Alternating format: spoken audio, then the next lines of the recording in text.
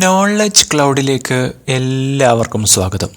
ഇന്ന് നമ്മളിവിടെ ഡിസ്കസ് ചെയ്യാൻ പോകുന്നത് 2021 ജനുവരി മാസത്തിലെ കറണ്ട് അഫയേഴ്സ് പാർട്ട് 2 ആണ്.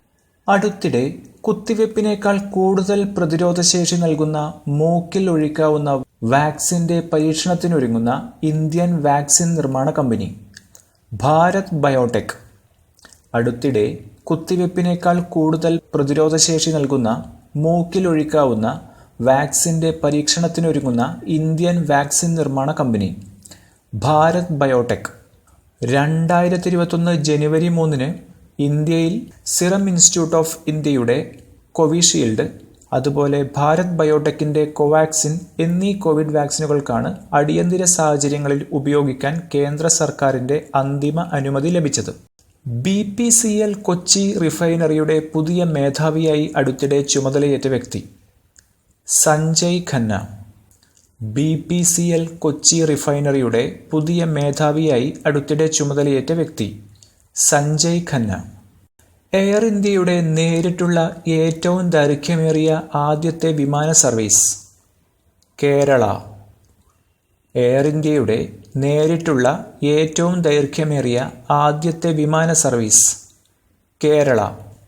അമേരിക്കയിലെ സാൻ ഫ്രാൻസിസ്കോയിൽ നിന്ന് ബംഗളൂരുവിലേക്കുള്ള 2021 ജനുവരിയിൽ ആരംഭിച്ച സർവീസാണിത്.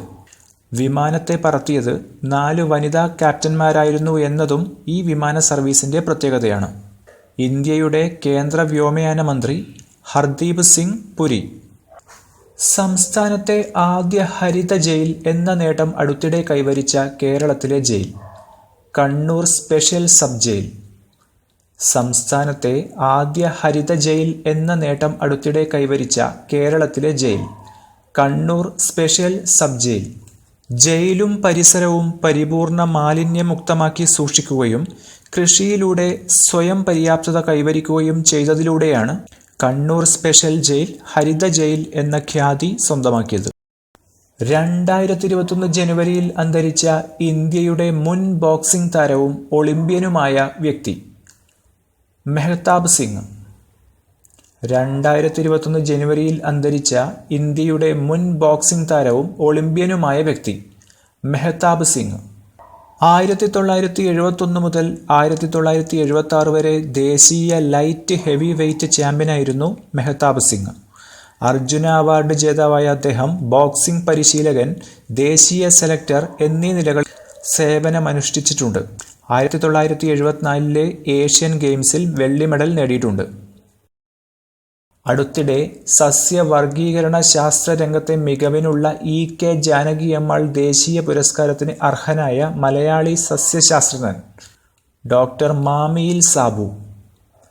അടുത്തിടെ സസ്യവർഗീകരണ ശാസ്ത്ര രംഗത്തെ മികവിനുള്ള EK ജാനകിയമ്മാൾ ദേശീയ പുരസ്കാരത്തിന് അർഹനായ മലയാളി സസ്യശാസ്ത്രജ്ഞൻ ഡോക്ടർ മാമിയിൽ സാബു. കാലിക്കറ്റ് സർവകലാശാലയിലെ മുൻ ബോട്ടണി വിഭാഗം മേധാവിയായിരുന്ന മാമിയൽ സാബു ഇപ്പോൾ മലബാർ ബൊട്ടാണിക്കൽ ഗാർഡനിൽ CSIR എമറൈറ്റ്സ് സയന്റിസ്റ്റായി ജോലി ചെയ്യുന്നു. ഓയോയുടെ യാത്രാസൂചികയായ ഓയോ ട്രാവലോപീഡിയയുടെ പുതിയ പഠന റിപ്പോർട്ട് പ്രകാരം ഇന്ത്യയിൽ കടലോര ടൂറിസത്തിൽ 1ാം സ്ഥാനത്ത് നിൽക്കുന്ന ബീച്ച് ഡെസ്റ്റിനേഷൻ കൊച്ചി. ഓയോയുടെ യാത്രാസൂചികയായ ഓയോ ട്രാവലോപീഡിയയുടെ പുതിയ പഠന റിപ്പോർട്ട് പ്രകാരം ഇന്ത്യയിൽ കടലോര ടൂറിസത്തിൽ 1ാം സ്ഥാനത്ത് നിൽക്കുന്ന ബീച്ച് ഡെസ്റ്റിനേഷൻ കൊച്ചി. പുരി ഇന്ത്യയിലെ മികച്ച തീർത്ഥാടന കേന്ദ്രമായി തിരഞ്ഞെടുക്കപ്പെട്ടു. ലോകത്തിലെ ഏറ്റവും കഠിനമായ മോട്ടോർ സ്പോർട്സ് മത്സരമായ അറേബ്യയിൽ നടന്ന ദാദർ റാലിക്കിടെ സാരമായി പരിക്ക് പറ്റിയ പ്രശസ്ത ഇന്ത്യൻ ബൈക്ക് റേസിംഗ് താരം CS സന്തോഷ്. ലോകത്തിലെ ഏറ്റവും കഠിനമായ മോട്ടോർ സ്പോർട്സ് മത്സരമായ അറേബ്യയിൽ നടന്ന ദാദർ റാലിക്കിടെ സാരമായി പരിക്ക് പറ്റിയ പ്രശസ്ത ഇന്ത്യൻ ബൈക്ക് റേസിംഗ് താരം CS സന്തോഷ്. അക്ഷയ സേവനങ്ങൾ ഓൺലൈനായി അപേക്ഷിക്കാൻ ബുദ്ധിമുട്ടുള്ളവരെ സഹായിക്കുന്നതിനും സേവനങ്ങൾ വീടുകളിൽ എത്തിക്കുന്നതിനുമുള്ള സന്നദ്ധ സേനയുടെ ബ്രാൻഡ് അംബാസിഡറായി അടുത്തിടെ ചുമതല ലഭിച്ചത് ടൊവിനോ തോമസ്.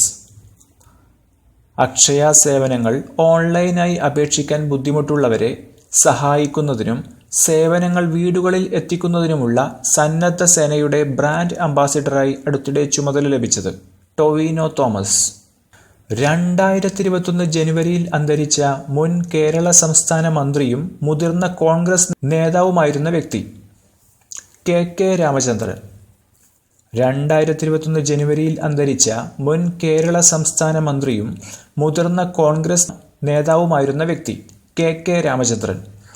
സുൽത്താൻ ബത്തേരി, കൽപ്പറ്റ മണ്ഡലങ്ങളിൽ നിന്നും നിയമസഭയിലെത്തിയ അദ്ദേഹം ഭക്ഷ്യമന്ത്രി, ആരോഗ്യമന്ത്രി എന്നീ സ്ഥാനങ്ങളിൽ പ്രവർത്തിച്ചിട്ടുണ്ട്. 27 വർഷം MLA യുമായിരുന്നു.